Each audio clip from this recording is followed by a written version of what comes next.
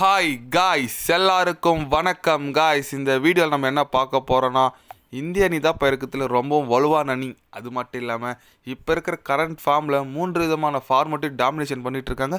இந்திய அணி பார்த்தா இப்போ கொஞ்சம் பயமாகவே இருக்குது அப்படின்னு சொல்லிட்டு ஆஸ்திரேலிய அணியின் கேப்டன் பேட் கமின்ஸ் இந்திய அணி குறித்தும் இந்திய அணி வீரர் குறித்தும் சில பல கருத்துக்கள்லாம் பேசியிருக்காரு.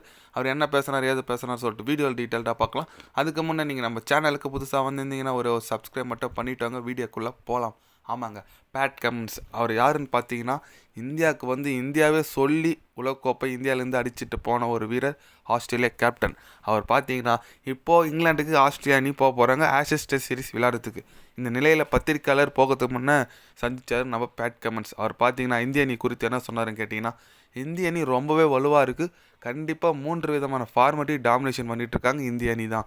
ஏன்னு கேட்டிங்கன்னா, ரோஹித் சர்மா, விராட் கோலி இல்லைனா இந்திய அணி எப்படி இருக்குன்னு நினச்சோம். ஆனால் ரொம்பவே அற்புதமாக இருக்குது. அவங்களுக்கு அடுத்த பிளேயர் அப்படியே வளர்ந்துட்டு வந்துட்டுருக்காங்க.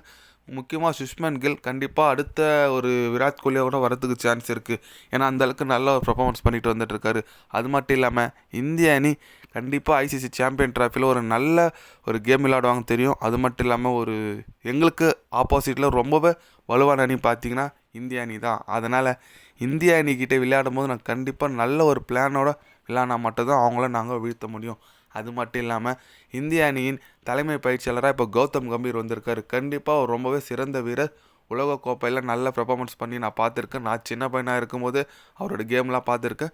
கண்டிப்பாக அவரோட தலைமை இன்னும் நல்லாயிருக்கும். இந்தியருக்கு இன்னும் வலுவாக தரும்னு நினைக்கிறேன். கண்டிப்பாக ஐசிசி சாம்பியன் ட்ராஃபியில் ரொம்பவே சவாலாக இந்திய அணி இருப்பாங்க அப்படின்னு சொல்லிட்டு ஆஸ்திரேலிய அணியின் கேப்டன் பேசியிருக்காரு. அவர் சொல்கிறதெல்லாம் கரெக்டு தாங்க. இந்திய அணி ஃப்யூச்சர் நல்லாயிருக்கு. அடுத்து இந்த சுஷ்மன் கில், ருத்ராஜ் கைக்வாடு, ஜெய்ஸ்வால், அப்புறம் நிறைய யங்ஸ்டர் ரிங்கு சிங் சொல்லிட்டு நல்ல நல்ல பிளேயர்லாம் வந்துட்டாங்க. இருந்தாலும் ஓடிஐ டெஸ்ட் ஒரு ஃபார்மேட்டுன்றது வேறு. அதில் வந்து ஒரு நல்ல ஒரு கேம் கிளியராக இருக்கிற பிளேயரால் மட்டும்தான் விளையாட முடியும். ஏன்னா T20 வந்து அடிச்சுட்டு போயிடுவேன். டெஸ்ட்டும் ஓடி அப்படி இல்லை. அதுக்கு ஒரு நல்ல கேம் விராட் கோலி, ரோஹித் சர்மா பேர் நுணுக்கமான பிளேயரால் மட்டும் சூப்பராக விளையாட முடியும். அது இன்னும் கற்றுக்கணும். கில்லும் சரி, ஜெய்ஸ்வாலும் சரி, இன்னும் நிறைய கற்றுக்கணும். அடுத்து பார்த்திங்கன்னா அபிஷேக் சர்மா, கைக்வாட் சொல்லிட்டு அதுவும் நல்ல ஒரு ஃப்யூச்சர் இருக்குது. கண்டிப்பாக இந்திய அணி ஃப்யூச்சர் நல்லா தான் இருக்குது பேட் கமின்ஸ் சொன்ன மாதிரி. பட் இன்னும் எக்ஸ்பீரியன்ஸ் ஆக தான் அதோட ஸ்கில்ஸ் அதிகமாகும். அது மட்டும் இல்லாமல் இப்போது இந்திய அணி இன்னும் ஒரு 2 நாள் ஸ்ரீலங்கா கூட T20 மேட்ச் விளையாட போகிறாங்க. கண்டிப்பாக அதில் நிறைய பேர் கைக்வாடை எடுக்கலை, ஏன் கைக்வாடை எடுக்கலை, அவர் ஹர்திக் பாண்டியா கேப்டன்ஷிப் கொடுக்கலன்னு சொல்லிட்டு நிறைய பேர் விமர்சனம் வச்சுட்டு வந்துட்டுருக்காங்க. அது கௌதம் கம்பீர் என்ன சொன்னாருன்னு கேட்டிங்கன்னா, நாங்கள் 15 பேர் தாங்க எடுக்க முடியும் எங்கள் ஸ்குவாடில், அதுக்கு மேலே எடுக்க முடியாது.